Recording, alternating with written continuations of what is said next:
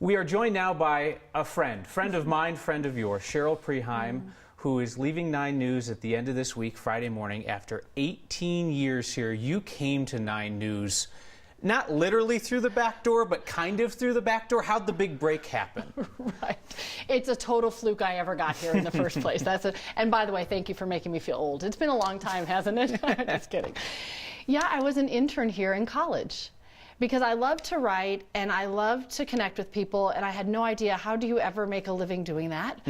And a friend suggested, well, you should check out 9 News and try to be an intern there. And I was an intern here, and I had a little key card. It was like gold, so I'd come back late at night when no one saw me, and I'd rewrite stories. And I thought, this is pretty neat. It helps me write. I love doing stories about people. And then my internship coordinator referred me to a job at KOA Radio, and that was my first job ever. And then for a time you were working in the mornings at KOA, then here in the afternoons. I'm going to say a lot of things here that Cheryl is going to be uncomfortable with, and this is the first, which is that you outwork everybody that I have ever met in the business. What is the secret to the drive that you have when you're off at the Olympics and you're working God knows how many hours a day or here? Like, what's the motor? Because whoever I get to tell a story about has worked way harder than I ever have. You're the pass-through for their dedication. And all I want is someone to feel like their story was done justice.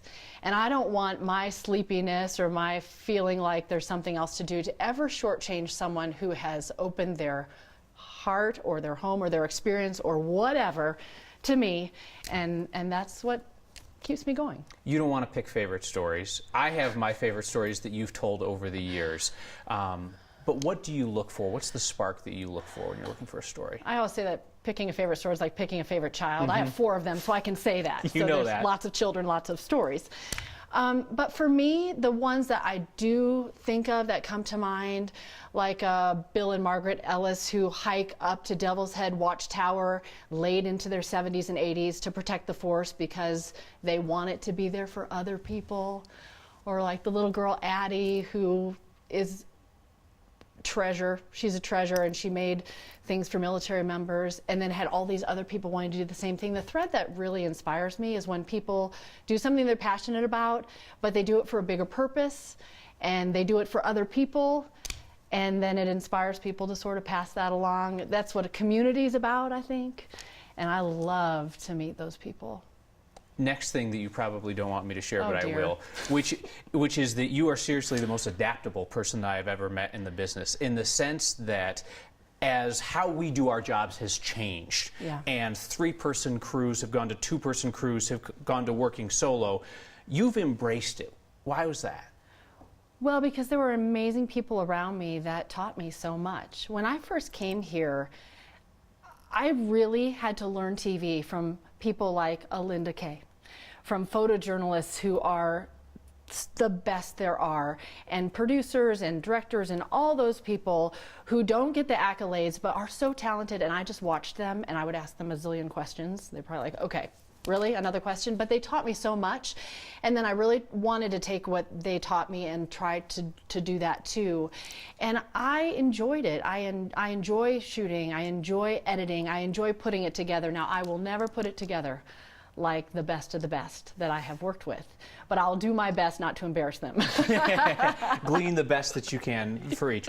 So your beautiful family is off to a new adventure in Atlanta. You're going to be working for our sister station down there, so I hope that folks will still see you on air from time to time. When the moving truck pulls up and you put the stuff on and you start to pull away from the Front Range, place that you've called home since your college days, what are you going to wish that you could take with you? Now, you are going Oprah on me. I'm not going Oprah with you. You are trying to make me cry. I'm not going Oprah with you. Listen. You have chosen to make Colorado your home for a long time, and there are so many people here that are going to miss you dearly, here and out there. But I'm just curious, what is it that you wish you could pack up and take with? The spirit of this community. See? Yep, gotcha. Oh, you answered the question. See, right there, right there. It is true. And it might sound corny, but I'm corny. And my husband says I'm a hopeless Pollyanna, and I embrace that fully. But the spirit of this community is amazing. We have been through hard times together, and we've been through great times together. And I mean that in this building and beyond. And I have treasured the time. And I know that people have treasured the time that they have spent with you. You've been a phenomenal friend and a teacher to me and to so many here.